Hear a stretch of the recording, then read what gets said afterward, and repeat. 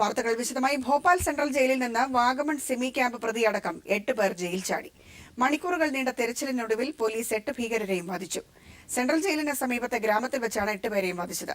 സംഭവത്തിൽ കേന്ദ്ര ആഭ്യന്തര മന്ത്രാലയം മധ്യപ്രദേശ് സർക്കാരിനോട് വിശദീകരണം തേടി. അതേസമയം അതീവ സുരക്ഷയുള്ള സെൻട്രൽ ജയിലിൽ നിന്ന് പ്രതികൾ രക്ഷപ്പെട്ടതിൽ പ്രതിപക്ഷം സംശയം പ്രകടിപ്പിച്ചു. സ്വതന്ത്രമായ ഉന്നതതല അന്വേഷണം വേണമെന്നും പ്രതിപക്ഷ പാർട്ടികൾ ആവശ്യപ്പെട്ടു.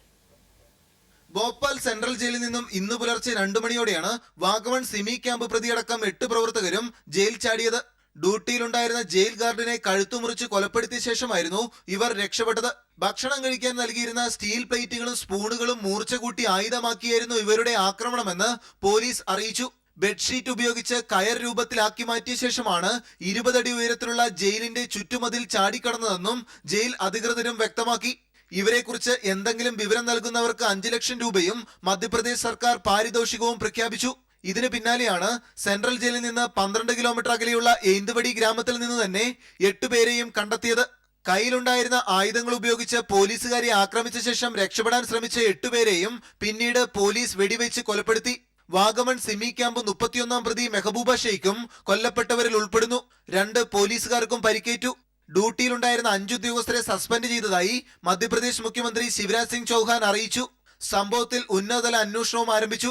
അതേസമയം ജയിൽ ചാടിയതും തുടർന്ന് പ്രതികളെ കൊലപ്പെടുത്തിയ സംഭവത്തിലും പ്രതിപക്ഷം സംശയം പ്രകടിപ്പിച്ചു. മുൻ മധ്യപ്രദേശ് മുഖ്യമന്ത്രിയും കോൺഗ്രസ് നേതാവുമായ ദിഗ്വിജയ് സിംഗ് ആണ് സംശയവുമായി ആദ്യം രംഗത്തെത്തിയത്. സംഭവത്തിൽ സ്വതന്ത്രമായ ഉന്നതതല അന്വേഷണം നടത്തണമെന്ന് ആം ആദ്മി, CPM, MIM പാർട്ടികളും ആവശ്യപ്പെട്ടു. എന്നാൽ ഭോപ്പാൽ ജയിൽ ചാടൽ സംഭവത്തിൽ സംശയം പ്രകടിപ്പിക്കുന്നവർ മാനസിക വൈകല്യമുള്ളവരെന്നായിരുന്നു BJP നേതാക്കളുടെ പ്രതികരണം. News bureau, Delhi. ശബരിമല സന്ദർശനത്തിൽ BJP നേതാവ് V. മുരളീധരന്റെ വിമർശനത്തിന് മന്ത്രി KT ജലീലിന്റെ മറുപടി. മതങ്ങൾ തമ്മിലുള്ള സൗഹൃദം വർദ്ധിക്കുന്നതിന് എന്തിനാണ് ആശങ്കയെന്ന് KT ജലീൽ.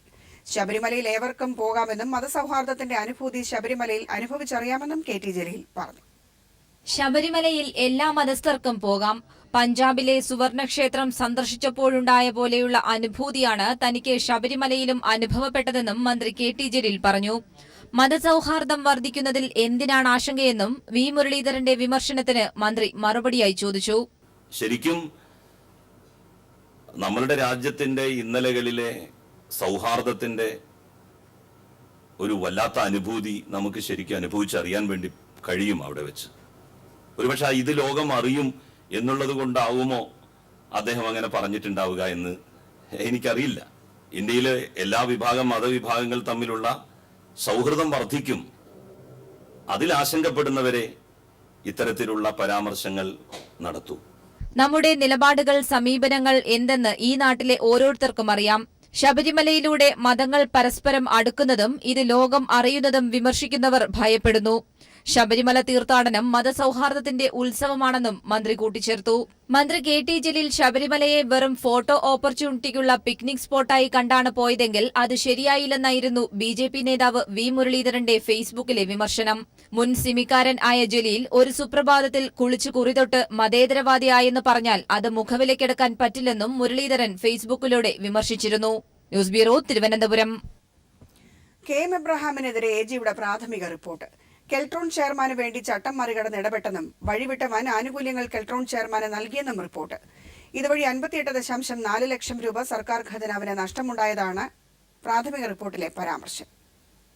കെൽട്രോൺ ചെയർമാനായ GC ഗോപാലപിള്ളയ്ക്ക് ചട്ടം മറികടന്ന് ആനുകൂല്യങ്ങൾ നൽകാൻ ധനവകുപ്പ് പ്രിൻസിപ്പൽ സെക്രട്ടറിയായ KM എബ്രഹാം ഇടപെട്ടുവെന്നാണ് AGയുടെ റിപ്പോർട്ടിലെ പരാമർശം. പൊതുമേഖലാ സ്ഥാപനങ്ങളുടെ ചെയർമാൻമാർക്ക് ഓണറേറി നൽകുന്നതിനുള്ള സർക്കാർ മാർഗനിർദ്ദേശങ്ങൾ പാലിച്ചില്ല. കെൽട്രോൺ ചെയർമാന് 20,000 രൂപ ഓണറേറി നൽകേണ്ട സ്ഥാനത്ത് 1.25 ലക്ഷം രൂപ അനുവദിച്ചു.